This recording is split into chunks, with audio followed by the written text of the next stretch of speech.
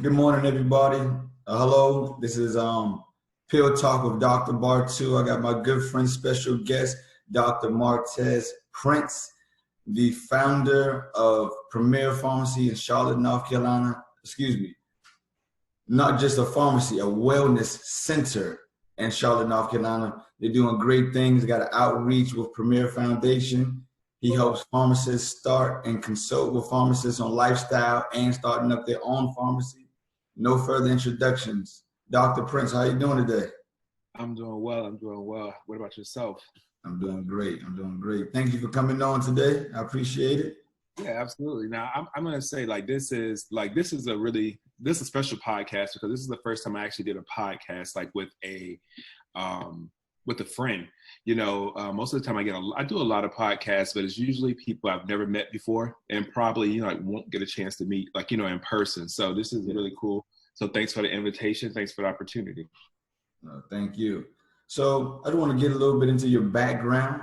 Let's start from the beginning a little bit and know, how did you go from working retail to getting a vision to starting your own Black-owned pharmacy / wellness center? Yeah, so it actually kind of happened by coincidence. It wasn't really like I grew up in an independent pharmacy. I started working at a pharmacy at age 16, which happened to be a Black-owned pharmacy. However, that was about 20 years ago almost, and during that time, it was very there was a lot of independent pharmacies, but they kind of started to phase out as the big chain drugstores started to become more popular. And then when the recession happened as well, a lot of pharmacies, especially independent pharmacies, closed down. Well, so I never really thought that I would be owning a small pharmacy or independent pharmacy. I just was I knew I wanted to do community pharmacy because community is my passion. However, I was working for a big box drugstore, and then I realized that there was a lot of components that was missing that was really necessary for these patients to actually be well. And when I realized that there was a void there, I thought that, what, I love being a pharmacist. However, I don't enjoy working as a pharmacist under these conditions. And I thought to myself, if I could change anything, it would be how I practice. And that's where the idea kind of came about. It was very fast. It happened within 4 months. So the idea came, I started talking to friends. I got the momentum from them, and then I decided to just go full forward with it. And 4 months later, we had Premier Pharmacy and Wellness Center, and it was open and was born. Man, that's amazing to go from an idea to actually having it in 4 months. That's hard work, dedication. Could you go through a little bit of the process with doing that, or would you mind? Yeah. So, of course, like I said, I had no idea that I wanted to own a pharmacy. I didn't really even know if it was honestly possible or what all it would take. But it just required a lot of research. I see that they had different classes out there that would teach you the process and everything, but they were all $40,000, $50,000. And they were a weekend course. And I did not, of course, have $40,000, $50,000 to do that. And so I just started to do a lot of research on my own, realizing all the necessary steps it would take to actually make this happen. Doing research on how long different phases of licensure would take and everything. And I really just learned the process kind of right there on the spot. And, so everything, like I say, when something is really truly for you, everything just kind of starts to fall in place. So even though I didn't really know what I was doing at the beginning, as the ball started rolling, everything just started falling into place. I started realizing how everything connected to, one another.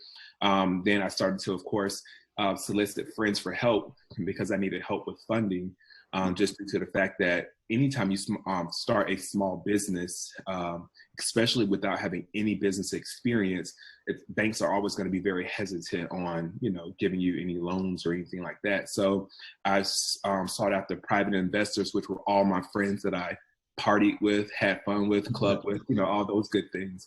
So I knew that they had the extra cash that they would, that they had the extra cash. However, I needed to show that I was very serious with what I was doing. And then also how this was going to work. So once I was able to demonstrate that, I was able to solicit those private investors, you know, got the ball rolling. 4 months later, open. And here we are 5 years later, being a operation, you know, generating revenue in the multi-million dollars. And it's been such a blessing to be on that journey and to be able to make it successful, especially in a way where a lot of other independent pharmacies were seeming to struggle, and they reach out to me a lot, asking me like, how do you do it? You know, so it's been such a blessing. I was about to say, I got to commend you once again for starting it, because a lot of small businesses shut down within the first 1 to 2 years. And then a lot of Black-owned businesses don't even last probably that long. So being here for 5 years, being a multi-million-dollar company, and doing all the great things you're doing in the community, I have to commend you again, man. Appreciate you for being out there and doing the right thing for the community. Well, thank you. Yeah, I appreciate it. But, you know, also the thing too is like having that support system, like even like having friends like you, you know, my friends like Aaron D. Clay, like so many different like pharmacists. Like it's one thing to have support from, you know, the community, but when it starts with that like solid friendship, solid foundation, because they really do push you. That's why I never like miss the opportunity to say thank you to those friends, because at the beginning when starting a pharmacy, you know, you're relying on those friends to tell you that it's going to work, to encourage you, that it's going to, that, you know, that you can do it. Yeah. And that those words of encouragement do push you forward and do propel you forward. And it's very important. All right. So because Premier Pharmacy is not just a pharmacy, it's a wellness center, what's some of the things that you offer to the community at your wellness center? Yeah, so I mean, it's really so just like a little background about that whole wellness center component. Like, you know, when you look at our logos, you see the 2 P's, which stands for Premier Pharmacy. It wasn't until I was doing the articles of incorporation I decided to add in wellness center to the name. And I added in wellness center because I wanted us to be more than a pharmacy, more than just your traditional dispensing, you know, pharmacy. But I want us to be able to offer more services, to be more clinical focused, because of course that's what like we're taught in school now. You know, the role of pharmacists are becoming more like involved, more clinical focused. Even insurance companies are, you know, soliciting pharmacists to provide more services and everything. So I wanted to create a space that would allow us to provide more clinical services. So we were doing at first like educational classes, like diabetes training, you know, some point of care testing and different things like that. But after that, I decided that I didn't want to just only do like, you know, those kind of services, but I wanted to involve other providers. And so that's where it came up, where I decided to involve a nurse practitioner. And so we not only do like things from a pharmacist perspective, but we actually have like a walk-in clinic setting that's ran by a nurse practitioner. And that nurse practitioner, you know, now we're able to do physicals, we're able to do like the primary care physicians for some of patients, especially patients at first who were uninsured. Because of our price points, we're able to like, you know, meet their needs. And then, so now we've expanded and we've been able to accept insurances in the clinic side as well. So yeah, we pretty much offer a lot of stuff, laboratory testing as well. We're very involved. Oh, that's great. All encompassing. So when someone come there, they can be seen by the doctor, take that prescription and walk straight to the counter, which is a couple steps over, and get it filled. And you guys know what's going on with that patient from beginning to end. Mm-hmm. Yeah, absolutely. And like one of the things that how I knew that there was room in the market for independent pharmacy still was basically because a lot of people don't realize that whether you are an independent pharmacy or part of a chain drugstore, you two are y'all direct competitors. And what I realized was how many prescriptions were actually written in the US, and then how many prescriptions actually got filled. And so there was a huge gap between the number of prescriptions that were written and the number of prescriptions that were filled. And so when looking at that number, you have to wonder to yourself, like, why did those prescriptions not get filled? And a lot of times it was due to the lack of education, due to the lack of insurance, or due to the lack of the individual being able to afford it. And so now you have an individual who probably went to the ER, they racked up an emergency room visit bill because they don't have insurance, and then only not to get the prescription filled that they really need in order to get better. So what we did was we were fixing problems. We are allowing individuals to come to our, minute clinic if it's something that's non-emergent, because of course a lot of individuals don't really understand the difference between going to the emergency room and your urgent care. So these situations were non-emergent. They can come there, pay $65 for a visit versus being billed for thousands of dollars, the way that the healthcare system bills. And then on top of that, being able to have that actual conversation with the patient to understand the factors that may, dictate if they're going to get treatment or not. Like, well, I know this drug may be better for me. However, I can't afford that. So let me get something that is, in the same realm or same line of therapy, but may cost you, not as much. And of course, we know sometimes something is better than nothing. Or, you may have to deal with potential side effects, and we could work on how we can not have that happen, but at least you'll get better. Yeah, yeah. And I work in the big box chain pharmacy now, and I see it all the time where patients come in and that they need the medication, but they don't have the funds for the medicine, or the copay is too high, or they don't have insurance. So, with you having your own pharmacy, you can always fix it like that, and like try to make a way for them to get it. Me working in my store, I either have to like find a discount card, or either call a doctor and be like, hey, this is out of the price range. Let's talk to the insurance. Let's find something in the lower tier to get them well. Yeah, absolutely. And then the other thing too is, like, sometimes working in the big box drugstore, just due to the demand of the metrics that, they want you to meet, Yes. it's really hard for you even to have that phone conversation with the doctor, because it's not easy to reach doctors all the time. You call them, sometimes you have to leave a voicemail and have to rely on them to call you back, but the patient is standing right there in front of you and they want to answer now. And so, by having the provider and the pharmacist all in the same area, it allows for that instant communication, that instant ability for us to like get things fixed and the patient to walk away with the solution then, versus like having to come back or having to start therapy later. So that's one of our things, is like to decrease the interruption in therapy. Hey man, that's great. That's great. So a quick question: with COVID going on, and you're talking about the patients coming in, seeing the patients at Premier Pharmacy, what are you guys doing to protect yourself and protect the patients during this COVID? And are you offering free delivery so that the patient don't have to come in? Mm-hmm. So one of the things was we've always offered free delivery even before COVID. And that's one of the things I love about being a smaller entity, is because you're able to see things and to be more human than like a lot of these other stores or companies are. So we've always understood that transportation was a huge barrier for individuals, especially the elderly population, especially for the population that uses medication the most. Which are usually, the elderly population, and unfortunately, communities that are maybe low income, due to a lot of times low income and the lack of education. Those usually correlate with each other. And so that's why those individuals need pharmacists the most, pharmacists that can actually educate them and teach them like how to use medications the right way, what to expect from medications and different things like that. That's why it's so important that we actually are in those communities.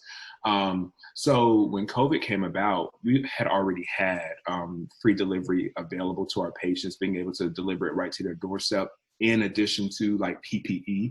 So it wasn't just that, we were delivering medication, but we also deliver,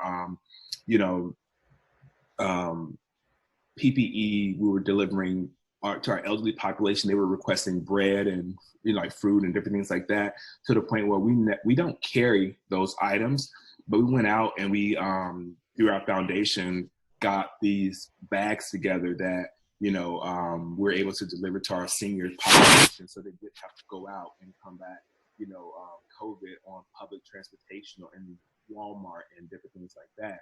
So we also work with our software companies. They did a great job at giving us additional services that they had been working on but had not yet released, such as contactless payment, where we sent the patients these links via their cell phone or their email, and they were able to pay that way versus having to come into the store.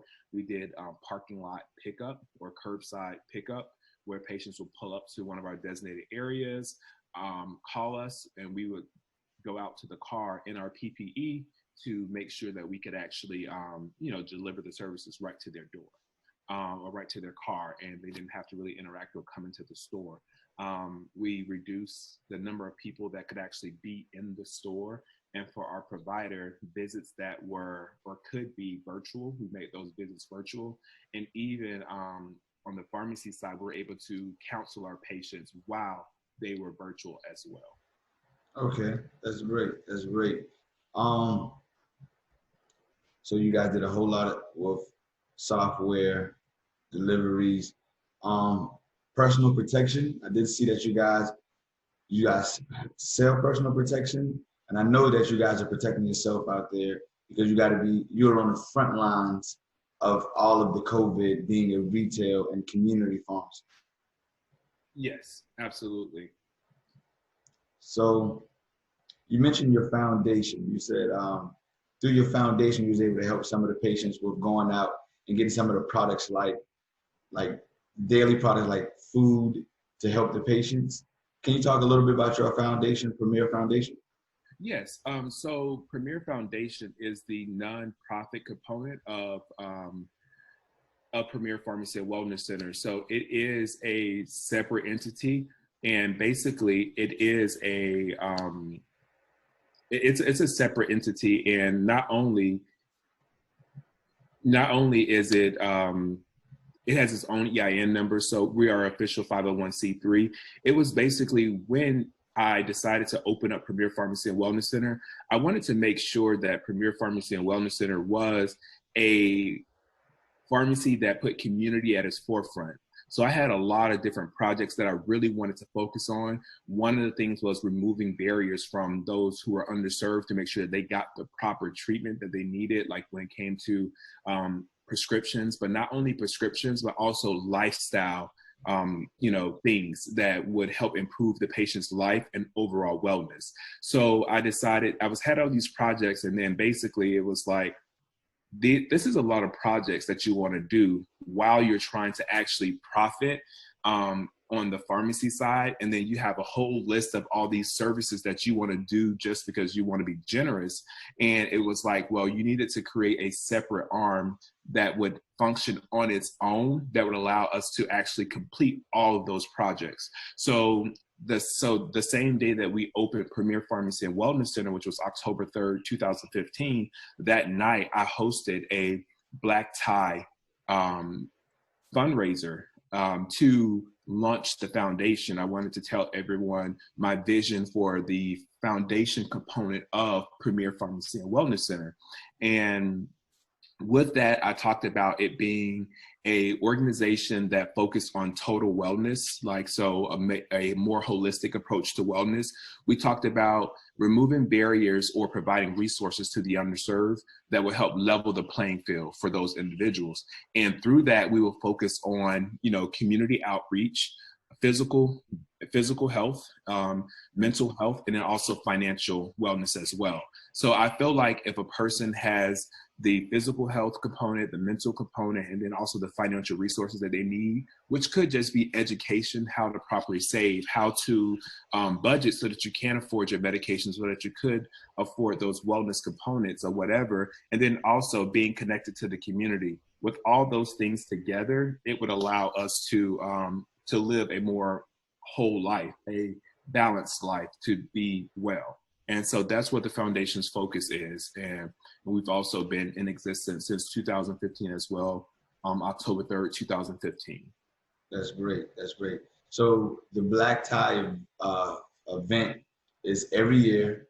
Yes. And tell us a little bit about this event and how can someone be a part of this Yeah. So the crazy thing is actually, this would typically be the weekend that we will host our black tie event. It's usually the last Saturday in September, and it correlates with our opening, our Founders Day. Leading into our Founders Day. Earlier in the day, we host a wellness fair that we invite the community out to actually do blood glucose screenings, high blood pressure screenings. We do basically like mini physicals, give individuals like baseline vitals and stuff like that. In addition to that, we create a fun environment that's like a fair or a, carnival-like situation. And basically it's designed that way to attract the whole entire family, let the kids go out and play in the kids zone, let parents participate in those health screenings and stuff. And then in addition to that, we also bring in vendors or other small businesses to vend items so that it gives something for everyone to do. And maybe someone who's not as open to having those or doing those health screenings, as they're shopping, they can kind of warm up to actually getting those things done.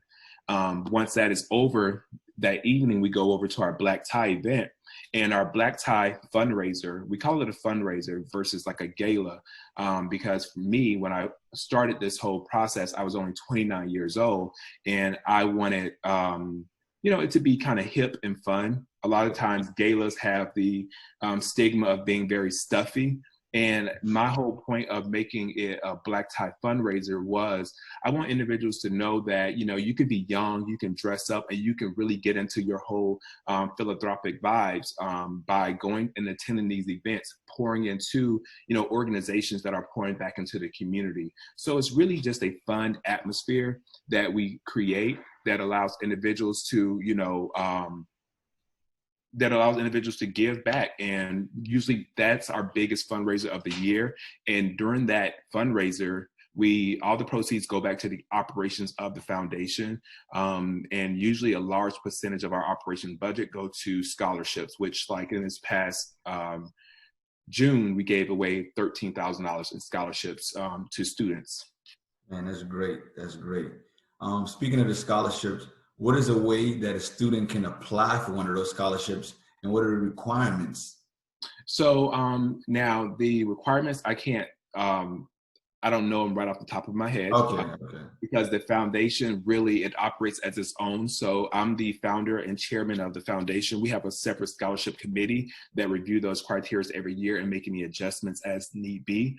For instance, like that's what I love about working with this team. I remember this year we reviewed the applications after they came in, and we thought about something or a barrier that could be there that we wanted to open up scholarship to more people. So we decided to add in a clause just to let people know that individuals from like trade school could actually apply to these scholarships, because we understand that college is not for everyone.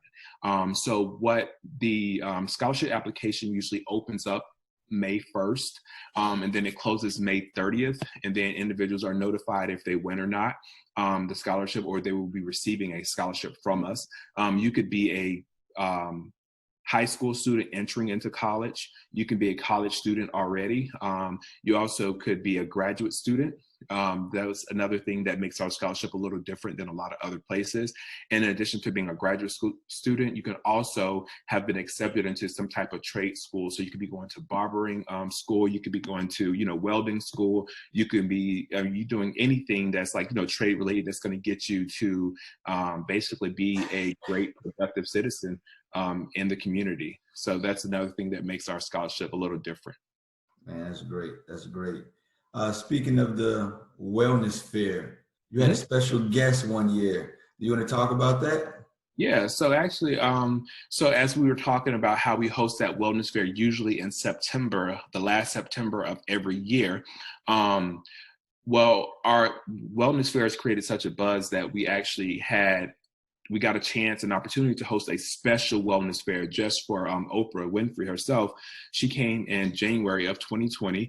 We hosted a special wellness fair that she wanted us to basically just put on a wellness fair to help kick off her Wellness 2020 My Vision Tour, My Life, My Vision Tour, which was also focused on wellness and balance. And so we hosted one just for her. We was able to bring the community out and do screenings and everything. And then, of course, Oprah stopped by in the middle of the fair, and the guests got a chance to like dance and talk to her and take pictures with her and everything. And then we, some of my patients got a chance to do special interviews with her about how Premier Pharmacy and Wellness Center had impacted their life over the last 5 years. So it was a very, very, special event, special time. We really thoroughly enjoyed her. She was amazing. I know that's a question a lot of people ask me, well, how was Oprah? And I tell them, I'm like, well, listen, if you've ever gone to Africa, you know that the energy in Africa is real, and that's the same like vibe and energy that you get from Oprah. Like it's a real vibe. It's unreal. That's good. I saw the pictures. It looked like it was a great time. Oprah was out there dancing herself, walking around, talking to the people. I was like, man, I wish I was there. But yeah, I felt like I was there through the videos and the pictures. Yeah, absolutely. Like, I mean, you would think someone like Oprah, I mean, having as much like status and clout and money, that she has, like, you would think that she would just be, different. But I love the opportunity to meet her was like so amazing because her energy was so like real and so like humble and so it was just such a great energy there. In addition to that, I learned so much from her or from working with her team and her brand, just about branding in general, about like, just learning. I learned a lot from her. And then the fact that she was just so comfortable with like, being amongst the crowd and just really enjoying the people that was there. That's good. That's great to hear that she's still down to earth and everything and coming out and reaching out to the community, being in the community, and that you guys also got something aligned with the wellness and being like, touching the community, making sure that everyone is able to stay healthy from getting medications to, like you said, saving up to be able to purchase those medications. So that's great. Let's talk about, you help other pharmacists with a startup. You have a consulting business as well? Yes, absolutely. So one of the things that we do, and I don't do it as much, because I'm usually, depends on what's going on in my life and how busy I am. Because one of the things that whenever I'm doing something, I like to be 100% in. I'm very involved with a lot of aspects of like, working on a daily basis. Although I don't practice as like dispensing pharmacist as much, I do more of the admin work and everything. I'm a firm believer that, especially in the younger years of a business, you have to know everything that goes on. You have to know how the operations work. And I think that's one of the things that, working in a big box drugstore, a lot of times your district managers and the people at the corporate office, they become so out of touch with what goes on a daily basis that their expectations are way beyond what is actually or could actually happen or occur in a pharmacy. So with the consulting thing, I don't accept like a lot of clients or invitations to actually consult. I do some of them as pharmacy startups. Others are actually helping pharmacies that already exist go to the next level. And then others are just helping pharmacists themselves learn how to brand themselves, learn how to become, an entrepreneur, learn how to just really push themselves in a different direction, because eventually they want to make an exit from whatever role they're playing in pharmacy to a bigger platform. Oh, that's great. That's great. So if someone would like to be consulted by you, how would they get in contact with you? Yeah, so the best way to contact me is usually through my website, drmartezprince.com. drmartezprince.com is the best way to go and find out everything that I do, to find out, more about my pharmacy, to find out about the foundation, to find out about the consulting. It's just, it's a home for me. It's a home where individuals can go and they can be redirected to all of the separate entities in which I'm a part of. You can contact me via the contact form there. Also I'm on, of course, social media. Dr. Martez Prince on Instagram, facebook.com/Dr. Martez Prince. But the easiest way to get to those different platforms is simply by going to my website and clicking on the Facebook icon or the Instagram icon. And for those who want to connect with me on a more personal level, like what I do in my daily life, it's Pharm.D. And I talk a lot about the importance of branding yourself outside of what it is that you do. Just because remember that we are all a business, we're all our brand. We are all walking billboards and brand ambassadors for our own brand and what we're doing in this life here. Man, that's great. That's great. Thank you for coming on today to Pill Talk with Dr. Bartou. I appreciate you. Keep doing great things out there in the community of Charlotte, North Carolina. Thank you, Bartou. I appreciate it for having me on there. And I look forward to connecting soon. Hopefully, with all this COVID and everything that's going on, that we'll be able to connect soon and maybe even celebrate at our delayed Black Tie, celebrating our 5 years here in Premier Pharmacy and Wellness Center in the foundation. Can't wait. Can't wait. Thank you. Yeah, thank you.